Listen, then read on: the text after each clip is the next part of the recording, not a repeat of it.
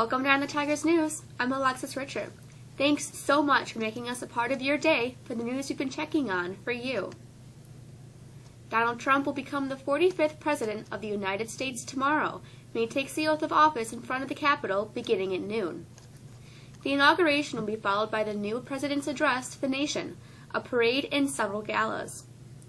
While the country will celebrate the peaceful transition of power, more than 60 Democratic lawmakers have announced they intend to skip Donald Trump's inauguration this week to protest the President-elect's plans for the country. The boycotters now make up 1 in 5 of all House Democrats, and the decision to protest represents a break with tradition that they say is warranted by Trump's agenda. Protests of that agenda are also scheduled for several cities across the country on Saturday, including in Syracuse, Ithaca, Rochester, and Albany. 8 tumultuous years at the helm of American power have come and gone, and for President Barack Obama, this is finally the end. The president is spending his last full day at the White House on Thursday before becoming an ex-president. The big decisions and grand pronouncements are all behind him, but Obama is still in charge until President-elect Donald Trump takes the oath at noon on Friday. The White House left Obama's schedule mostly empty for his last day, while saying he'd use the time to pack up the home he and his family have lived in for the most of this decade. Former President George H.W. Bush and his wife Barbara remain hospitalized in Houston, where he was in intensive care for pneumonia, and she was being watched after complaining of fatigue and coughing. The 92-year-old former president went into the ICU on Wednesday and underwent a procedure, quote, to protect and clear his airway that required sedation, family spokesman Jim McGrath said in a statement. The widow of the Orlando nightclub gunman pleaded not guilty Wednesday to charges of aiding and abetting her husband's support of the Islamic State group and hindering the investigation of the attack that killed 49 people and injured 53 others. Nora Salmon, 30, entered her plea in an Oakland, California courtroom 2 days after she was taken into custody at the home she shared with her mother in suburban San Francisco. Her arrest came after she was interviewed numerous times by the FBI agents investigating the June 12th attack in Florida. A man convicted of killing a family of 4, slashing their throats, and setting their home ablaze after they left their front door open while preparing for a New Year's Day party in 2006 was executed Wednesday. Ricky Gray was pronounced dead at 9:42 p.m. following a lethal injection at the Greensville Correctional Center. Gray showed no emotion as he was walked into the execution chamber wearing blue jeans and handcuffs. Asked if he had any final words, Gray responded, "Nope."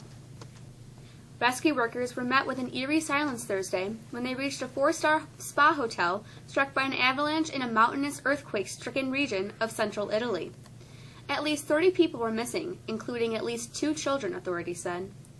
Guests at the 3-story Hotel Rigopiano alerted emergency workers of the disaster on Wednesday, following a series of quakes in the region.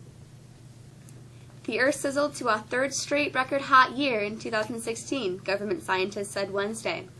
They mostly blame man-made global warming with help from a natural El Niño, which has since disappeared. Measuring global temperatures in slightly different ways, NASA and the National Oceanic Atmospheric Administration announced that last year passed 2015 as the hottest year on record. The NOAA calculated that the average 2016 global temperature was 58.69, beating the previous year by 0.07 degrees. We're in the midst of a January thaw for sure. How long will the above normal temperatures last? Here's Mr. Charbonneau with the forecast.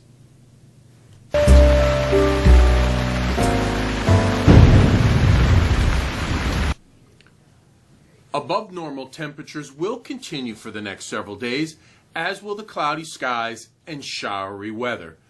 We're socked in right now with clouds and persistent on and off showers for the rest of our Thursday, with maybe even a few little snowflakes every once in a while. Highs will be close to 40. Now, Friday's temperatures will creep into the mid-40s without the help of any sunshine. Nope, clouds dominate and intermittent showers, especially in the afternoon, are present. Now, those showers remain Friday night. Now, we're looking at a little drier weather on Saturday and Sunday with high temperatures close to 50. A long-range look shows that moderate temperatures continue early next week, at least the early part of next week, with a return of more wet weather. It's not until later next week that we see any chance of colder and more normal temperatures. That's our forecast. I'm Michael. Have a great day. The NFL has 4 teams left, and 2 will move on to play in the Super Bowl. Here's Josh with the news and sports.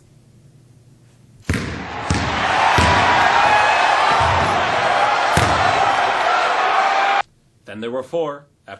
After more than 5 months of football, only 4 teams remain in the hunt for a Super Bowl championship. In the AFC, the New England Patriots will host the surging Pittsburgh Steelers. The Pats are 6-point favorites.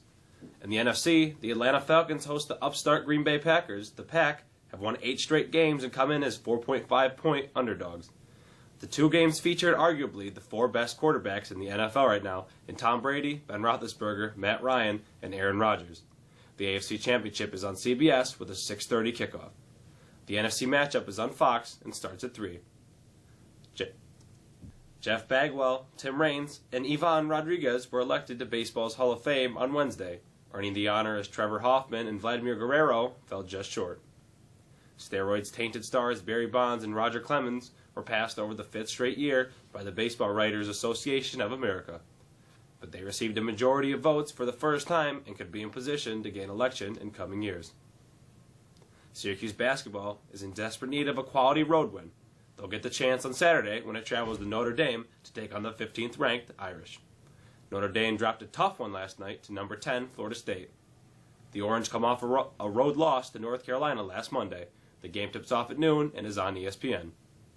Last night, the Mexico wrestling team dominated Chittenango 72-12 to stay close to the top of the OHSL league standings. The Tigers benefited from 5 forfeits while getting pins from Curtis Diamond, Skylar Raymond, Colin Bartlett, Brandon Gracie, Mike Ladd, and Joey Reed. The much-awaited meet against Phoenix is next Tuesday night in Phoenix.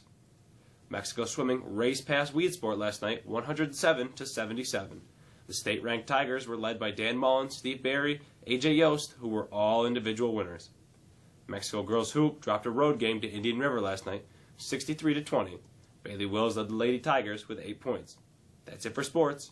I'm Josh. Next Tuesday begins Regents Week. Students needing to come in for 12 o'clock Regents next week must come sign up in the main office.